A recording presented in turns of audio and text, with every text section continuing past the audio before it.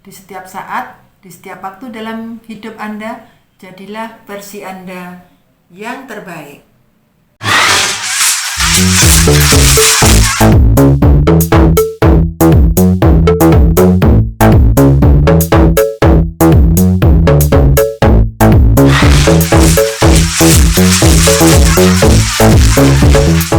Halo Sobat Perempuan dimanapun berada, selamat malam saya ucapkan untuk Anda semuanya. Kok malam sih, ini masih siang? Siang, Pak, siang. Masa sih kok gelap? Udah gelap ini? Ya, kacamatanya tuh. Oh, kacamata. Oh iya. Kacamatanya lepas dulu. Ya, selamat siang Sobat Perempuan dimanapun berada. Jumpa lagi dengan channel YouTube Perempuan TV. Kali ini kita akan membahas tentang telepon misterius di tengah malam. Serem, kayak kisah-kisah horor gitu.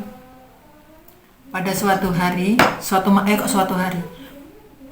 malam, kebetulan saya belum tidur karena lagi nonton TV. Tiba-tiba telepon saya berdering dari sebuah nomor yang tidak dikenal, nomor baru, belum tersimpan di HP saya.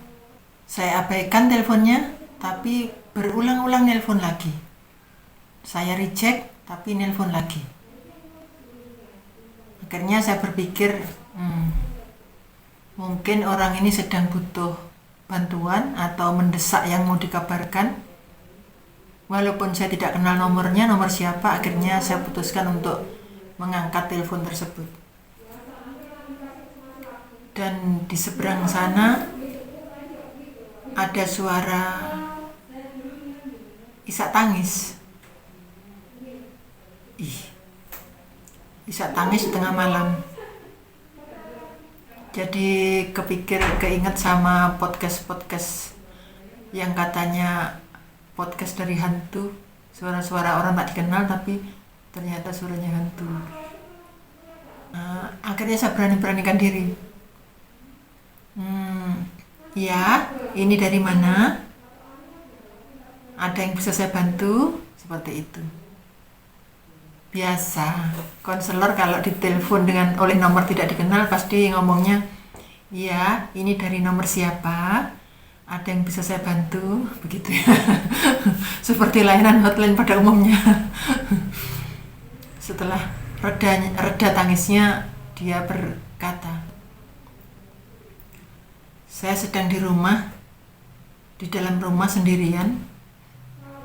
Rumah dikunci dari luar, dan di luar ada beberapa satpam. Saya pikir, Anda di rumahnya siapa? Saya di rumah saya sendiri.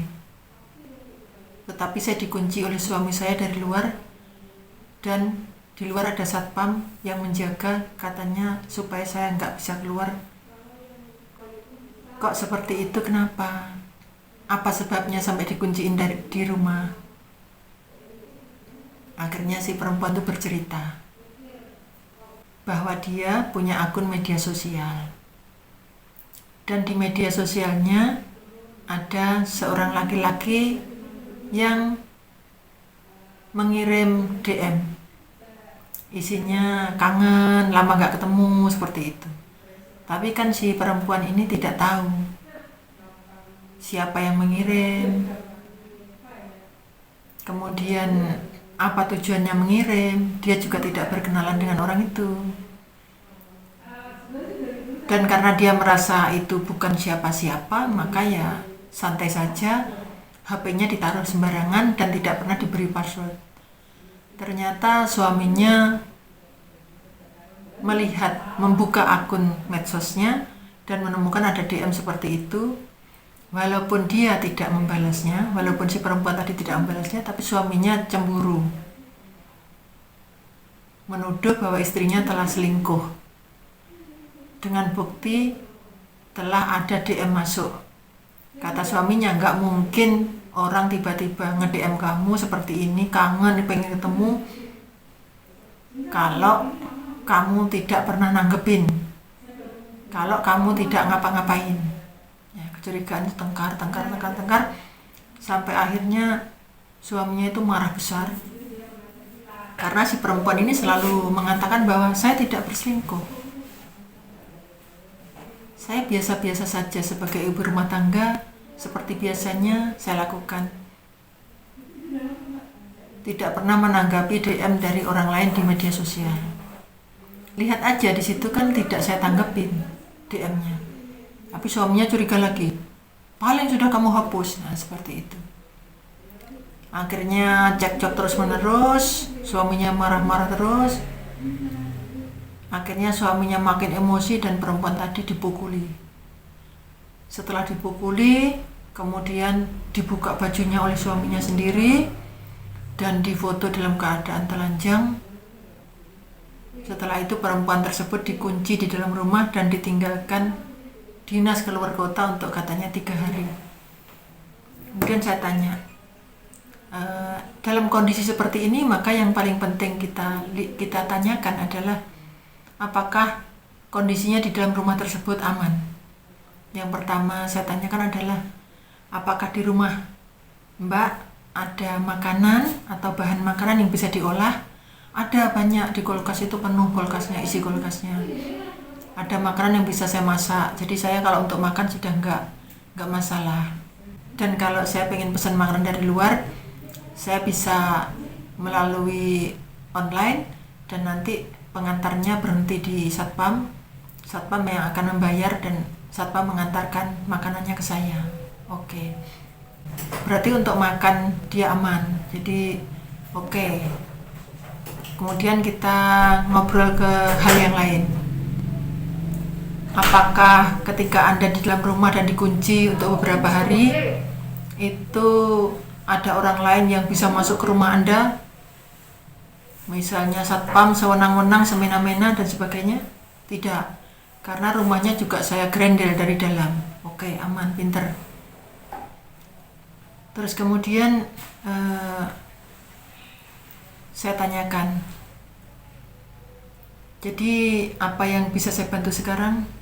Saya cuma pengen curhat. Oke, baiklah. Akhirnya saya ajak ngobrol bahwa seorang perempuan, seorang ibu rumah tangga itu tidak bisa diremehkan begitu saja. Tidak bisa dianggap bahwa perempuan itu sepele karena dia tidak bekerja, dia tidak menghasilkan. Karena pekerjaan rumah tangga itu juga pekerjaan yang sangat banyak sekali menguras tenaga dan pikiran, juga membutuhkan keahlian. Coba kalau masak nggak bisa masak, kan juga nggak jadi makanan yang bisa dimakan oleh keluarga. Jadi pekerjaan rumah tangga juga membutuhkan skill, sehingga memang patut dihargai. Kemudian telepon berakhir dan saya kemudian melanjutkan kegiatan saya berikutnya dan beranjak tidur. Seminggu kemudian nomor telepon yang tadi nelpon di tengah malam menelpon kembali. Dia mengatakan bahwa dia sudah tidak tahan berumah tangga dengan suaminya. Suaminya sangat pencemburu dari dulu, tapi ini adalah yang kemarin itu adalah puncaknya. Lalu dia sudah tidak tahan, mengatakan, saya akan mengajukan gugat cerai terhadap suami saya siap hidup seadanya, hidup sederhana. Walaupun saya pernah menjadi istri orang kaya, saya akan siap menjadi diri sendiri, bekerja dengan tangan sendiri, mencari nafkah dengan tangan sendiri, dan akan mencoba hidup sederhana, apa adanya. Saya tidak malu menjadi bahkan bantu rumah tangga. Saya tidak malu menjadi buruh penyetrika baju orang lain. Saya tidak malu. Saya akan mencari pekerjaan mungkin di tempat laundry atau mungkin di tempat orang. Saya siap. Dia bilang begitu. Karena kehidupan Anda adalah tanggung jawab Anda sendiri. Bahagia atau tidak adalah pilihan Anda sendiri. Kalau Anda sudah memutuskan bahwa Anda akan belajar, Anda akan memulai hidup baru dengan mencari nafkah dengan tangan Anda sendiri, dengan memutuskan bahwa Anda tidak akan menerima lagi kekerasan terhadap diri Anda tidak akan bersama lagi dengan orang-orang yang menyiksa Anda, silakan. Itu pilihan Anda, jadi konsekuensinya pun perlu dipertimbangkan. Apakah sudah siap? Saya tanya begitu. Dia bilang, ya sudah siap, saya semangat bahwa laki-laki ini sudah sering kali seperti kemarin, tahun kemarin, selalu pencemburu berat. Saya sudah sangat tidak tahan karena saya dituduh yang tidak saya lakukan. Oke, selamat menempuh hidup baru, selamat memulai kemerdekaan dan kebahagiaan Anda. Saya doakan yang terbaik untuk Anda. Kemudian belum sampai 1 minggu telepon lagi. Dan kali ini dia nangis sejadi-jadinya. Saya turutkan saja ya, dia menangis. Ya, silakan mau nangis. Orang nangis kan boleh toh? Boleh. Mau nangis itu bebas, itu hak seseorang untuk melampiaskan emosi, untuk katarsis, penyaluran emosi itu boleh menangis, bagus malahan. Karena kalau kita menangis tuh air mata kita itu mengeluarkan racun-racun yang ada dalam tubuh kita. Jadi seperti semacam relaksasi lah. Setelah nangis, kemudian dia menyampaikan kenapa nangis, apa ada hal yang dirisaukan. Dia mengatakan, suami saya bilang begini ketika saya ingin mengajukan gugat cerai. Kamu boleh saja mengajukan gugat cerai dari saya, namun fotomu dan videomu yang bugil itu, yang telanjang itu akan saya sebarkan kemana-mana. Bahwa kamu adalah perempuan atau istri yang tidak baik. Istri yang binal. Istri yang selingkuh. Tapi yang paling malu adalah saya telanjang bulat. Dan video dan foto saya yang telanjang bulat itu akan disebarkan kemana-mana. Dalam hal ini, suami telah melakukan beberapa tindakan kekerasan terhadap perempuan, terhadap istrinya sendiri, yaitu kekerasan dalam rumah tangga. Diceritakan kepada saya bahwa suami mengumpat, kamu perempuan nakal, perempuan binal, perempuan tidak layak, ibu yang tidak baik, dan sebagainya. Itu adalah kekerasan verbal di dalam rumah tangga. Di dalam rumah tangga maupun di luar rumah tangga, kita tidak diizinkan oleh undang-undang untuk melakukan kekerasan verbal, kekerasan berupa kata-kata. Terus kemudian ada juga kekerasan fisik, bahwa dia juga mengadu sempat ditempeleng, dibenturkan ke tembok dan sebagainya. Katanya karena melawan kata-katanya, menyangkal terus, sehingga suaminya makin emosi dan dibenturkan ke tembok, ditempeleng dan sebagainya. Jadi masuk kekerasan fisik. Kemudian istrinya dibuka bajunya dengan paksa, kemudian di video, di foto dalam keadaan telanjang atau bugil. Ini sudah perampasan hak asasi manusia, perampasan hak asasi perempuan, bahwa dia dipaksa untuk berada dalam keadaan telanjang dan kemudian difoto serta di video. Ini termasuk bentuk kekerasan seksual. Kemudian mengunci pintu dari luar dan menyuruh satpam menjaga supaya istrinya tidak bisa keluar rumah. Ini adalah perampasan bentuk kekerasan, yaitu perampasan kemerdekaan seseorang. Bahwa setiap manusia dilahirkan ke dunia dengan hak asasinya masing-masing. Semua manusia, baik laki-laki maupun perempuan, begitu lahir langsung melekat hak asasi manusianya. Salah satunya adalah hak asasi kemerdekaan atau kebebasan. Jadi tidak boleh seseorang menutup, merampas, menghentikan kebebasan seseorang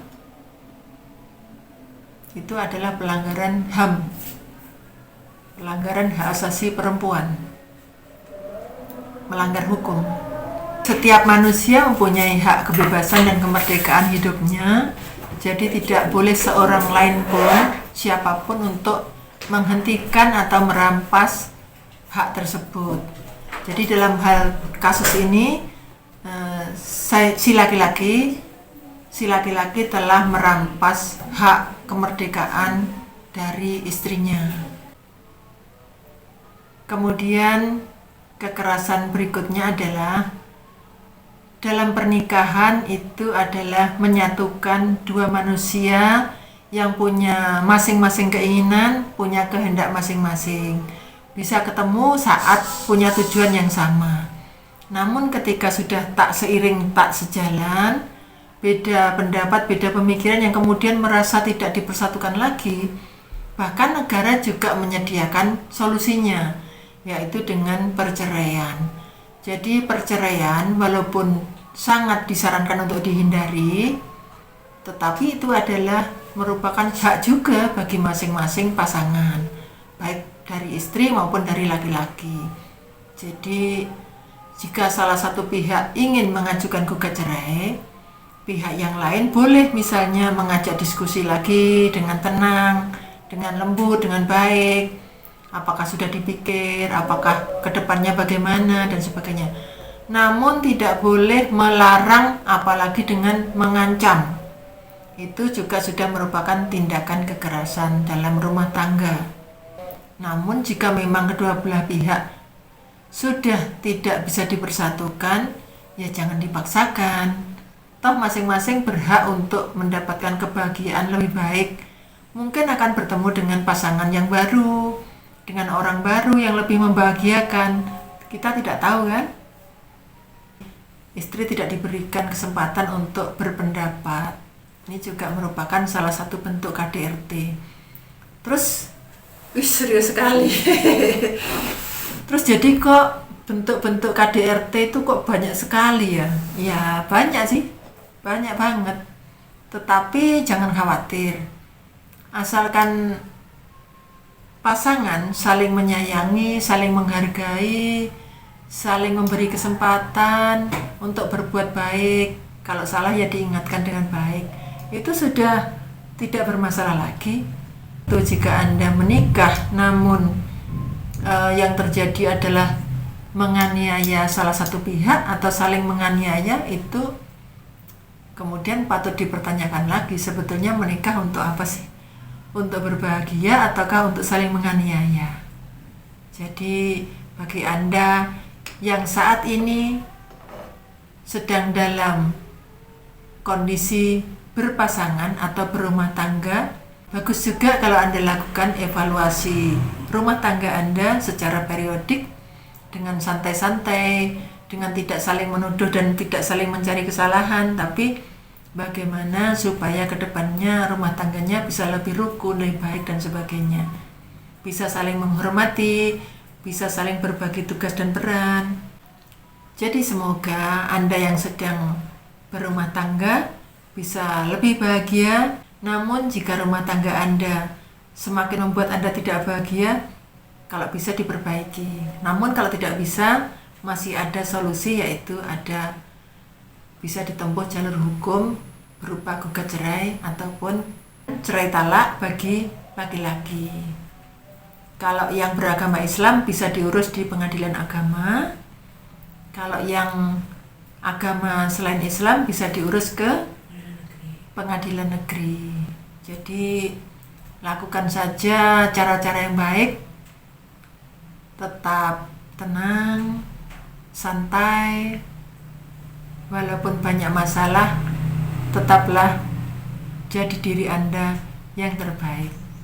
Di setiap saat, di setiap waktu dalam hidup Anda, jadilah versi Anda yang terbaik.